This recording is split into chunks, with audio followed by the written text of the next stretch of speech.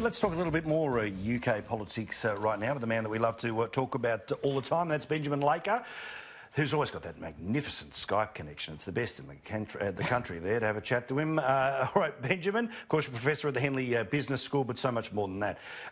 A few minutes ago, we were talking about how, sure, there's this 10-point gap between the Conservatives and Labor, but, you know, we were all looking at numbers and talking about things, and I can still see a very tight result, because you can have a massive majority in your little pockets of the country, but you need to start reaching beyond that. And obviously, sort of the sooks in London who don't want to be part of the Brexit process, well, they've got a full anti-Brexit party to go and park their vote with. What's your sense with a couple of weeks to go?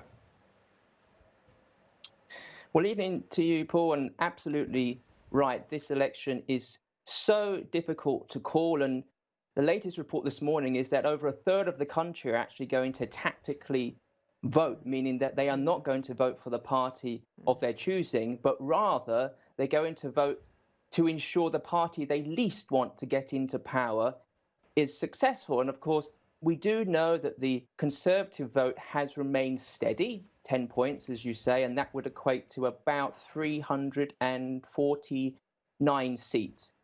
But the problem will be that if we do end up with another hung parliament, the Conservatives, who is actually going to partner with them to get them over the line? It will not be like the past where Liberal Democrats and the Conservatives team together. And that could mean that a government of so-called national unity, aka everybody except the Conservatives, teams together to get the numbers. And that would, of course, be led by Prime Minister Jeremy Corbyn. Yeah, the anyone but. The cluster of this is amazing. Now, give us an idea about how the campaign is working.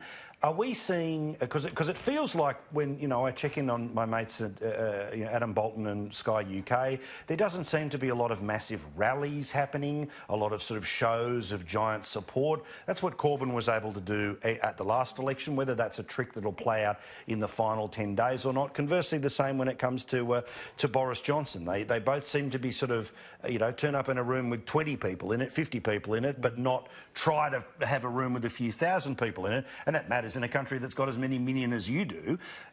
Also on TV and radio, can you watch TV without just being belted about with ads? Tell me about what it's like to be living in the UK as they try to convince you one way or the other. Absolute fatigue would be how I would describe it. And remember that this election has come very close to the previous election called by Theresa May, and that, of course, came very soon after the referendum, which itself came very soon after the election before that. So people are absolutely tired. They see this as a merger into one or another. And of course, the Brexit issue remains at large over the entirety. So they simply see this as another chapter in the saga. And for this reason, it is not necessarily being billed as the so-called box office that a general election would normally have. And you find that particularly within the polls, the Conservative share is steady. It's as it was at the last election. The only difference in play is that the Labour support in the north, particularly in Scotland, has collapsed because that has gone to the Scottish National Party. So the big variable at play is how many Labour voters have deserted Jeremy Corbyn and gone over to Liberal Democrats. And actually, when it comes to the voting day, will they go for the orange or will they come back and vote red? That's what's fascinating. All right, so are there any more debates? What happens in the closing week and a bit of an election in the UK?